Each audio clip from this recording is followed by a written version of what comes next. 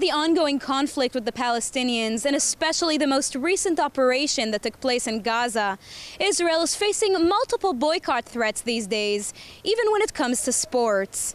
Professional European football players have called to ban Israel from hosting next summer's 2013 UEFA Under-21 European Championship, declaring that the state should not be rewarded for its actions. It's a protest of dozens of footballers, some of them well-known and big football stars. It includes players from the biggest leagues in Europe, from Italy, Spain, Germany and the English Premier League. We cannot ignore them. They have the right to be heard.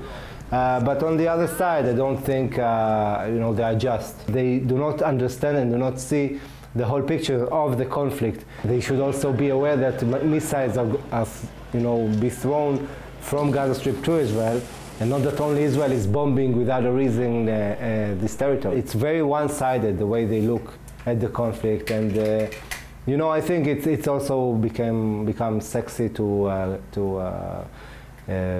criticize Israel and to be against Israel politically, but the reality is more complex than that. Boycott, divestment and sanctions are part of an international campaign meant to penalize Israel in favor of the Palestinian cause. But here in Israel, many people believe that sports should remain separated from politics and current events. I don't think football needs to deal with politics because we have politicians to deal with it, and football needs to be just football and to be a fun game. Sports need to be international, and I hope that people will understand that the government is not the population, and there's many voices in Israel, and I hope that the game should be anyway. I think it's unfair for the citizens of Israel because we just want to live in peace and live our lives, and we don't interest about this high politics, and I think that they also should act like this. It's very upsetting to hear it from all the stars that don't live here, because I'm from Israel, and I can see what is really going on here. So I think till you don't live here, it's not fair for you to judge what's going on here and just continue the bad thing the world think about us. And though the world does have various opinions of Israel, some analysts say the games must and will go on despite all of the political calculations, noting that Israel is not the first country to be criticized.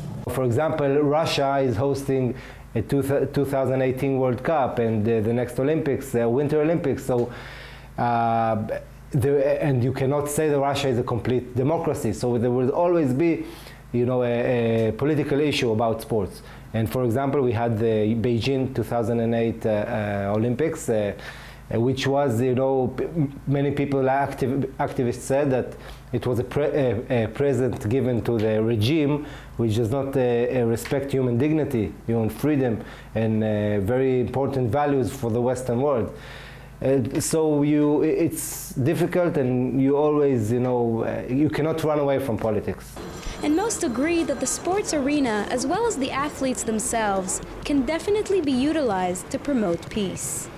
Sport can be a good way to relax things and to give peace to the area, and people, the stars, don't need to bring another side of war to the stuff. You understand what I mean? It can be something that united together, not to separate us from the world and to continue this bad view of the world about us. Many voices are expressed in Israel and around the world about this threat of Israel being stripped of its sporting hosting duties. However, UEFA's president has previously been quoted stating that the Israeli Football Association should not be held responsible for the political situation in the region, noting that it is through dialogue that solutions are found.